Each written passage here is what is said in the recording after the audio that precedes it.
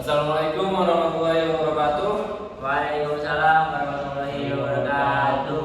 Perkenalkan, nama saya Fadil Firdaus selaku narasumber dari seminar pada hari ini. Judul yang saya ambil kali ini adalah Green Marketing dan Sustainable Branding. Selanjutnya ada pendahuluan. Yang pertama adalah latar belakang, yaitu sering meningkatkan kesadaran lingkungan global dan tuntutan konsumen akan produk yang bertanggung jawab sosial serta lingkungan. Strategi pemasaran pun harus beradaptasi. Perubahan perilaku konsumen ini memaksa perusahaan untuk tidak hanya menciptakan produk berkualitas, tapi juga menerapkan praktik pemasaran yang ramah lingkungan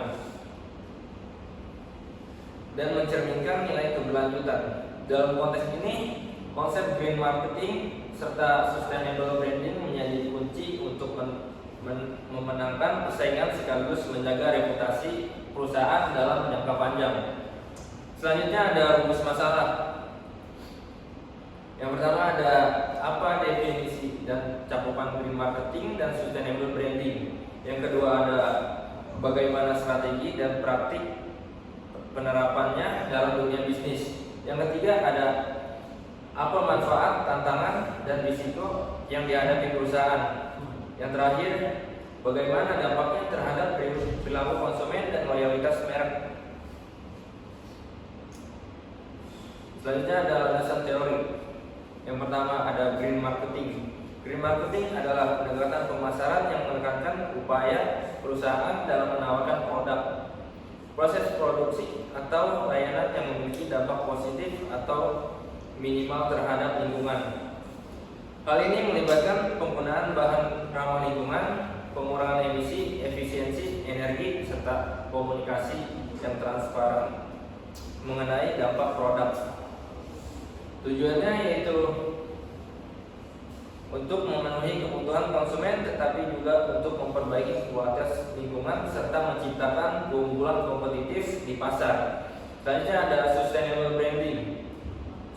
Sustainable branding merupakan strategi yang lebih luas dibanding green marketing. Ia mencakup aspek lingkungan dan sosial dalam pembangunan merek perusahaan, serta memperkuat citra merek sebagai entitas yang bertanggung jawab terhadap lingkungan, pekerja, dan masyarakat luas.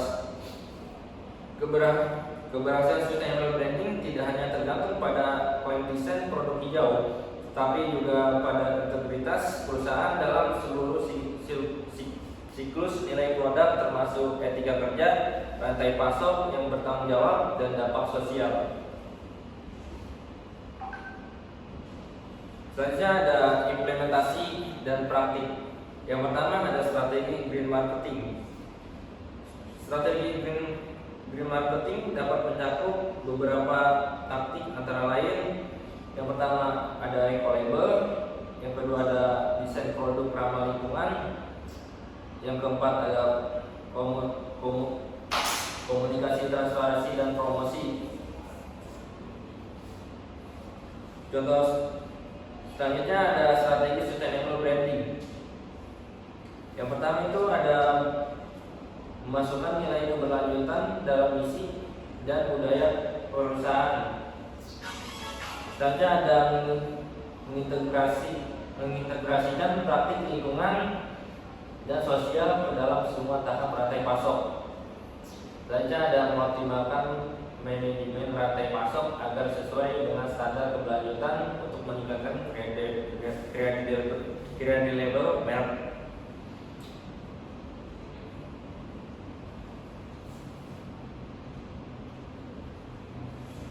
Selanjutnya ada manfaat dan dampak. Pertama ada manfaat bagi perusahaan.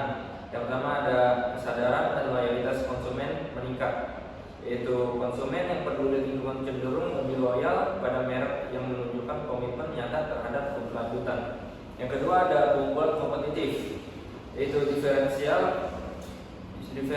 produk melalui label hijau dan strategi pemasaran yang berkelanjutan dapat menarik segmen konsumen khusus.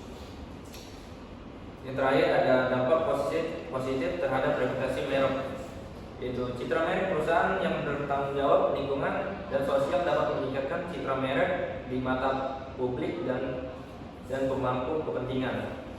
Selanjutnya ada dampak terhadap perilaku konsumen.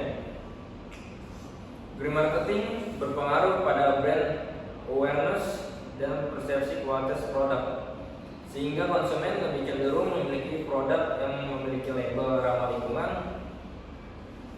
Penelitian juga menunjukkan bahwa strategi hijau dapat mempengaruhi loyalitas konsumen secara positif.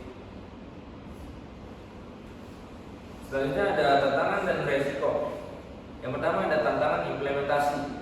Yang pertama ada biaya awal yang tinggi, yaitu produk ramah lingkungan seringkali membutuhkan investasi awal yang besar dalam desain, bahan, dan proses produksi.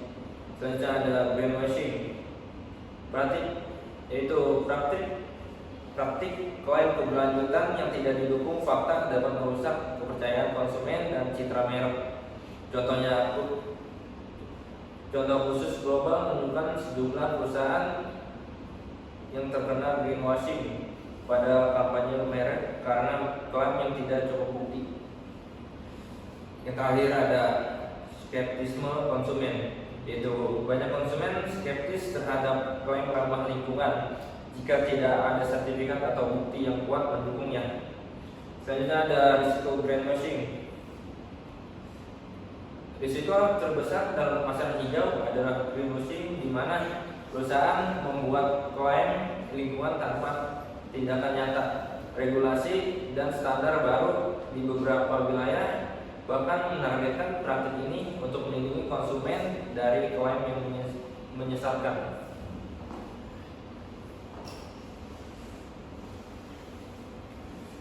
Selanjutnya ada sesi tanya jawab. Apakah ada pertanyaan? Ada. Sini saya ingin bertanya Kak Fadli.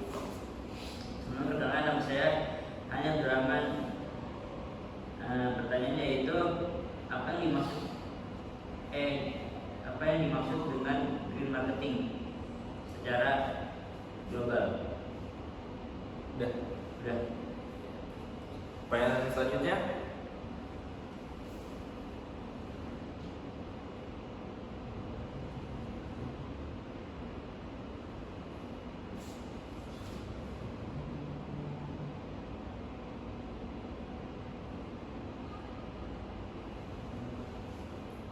Saya Kak ingin bertanya. Iya, silakan. Perkenalkan, nama saya Mustafa Hakim.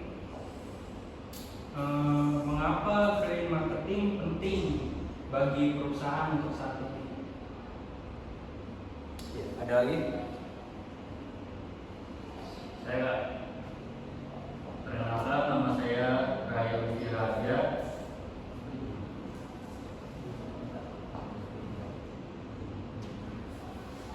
Pertanyaannya, apa manfaat sustainable branding bagi perusahaan? Sudah. Ya, terima kasih. Izinkan saya menjawab pertanyaan dari Kak Hanif. Apa perbedaan green marketing dan sustainable branding? Jawabannya, green marketing lebih fokus pada aktivitas pemasaran dan promosi produk ramah lingkungan, sedangkan sustainable branding mencakup strategi merek secara menyeluruh dan jangka panjang, termasuk nilai budaya perusahaan dan tanggung jawab sosial. Bagaimana Kak? Cukup. Terima kasih. Selanjutnya pertanyaan dari Kak Hafid. Mengapa green marketing penting bagi perusahaan saat ini? Jawabannya, green marketing penting karena kesadaran konsumen terhadap isu lingkungan semakin meningkat, membantu perusahaan membangun citra positif, meningkatkan kepercayaan konsumen, serta menciptakan keunggulan kompetitif. Bagaimana? Baik, cukup. Selanjutnya saya akan menjawab pertanyaan dari Karai. Apa manfaat sustainable branding bagi perusahaan? Manfaatnya antara lain meningkatkan loyalitas pelanggan, memperkuat reputasi merek, menarik konsumen yang peduli lingkungan, serta mendukung keberlanjutan bisnis jangka panjang. Bagaimana? Cukup, terima kasih.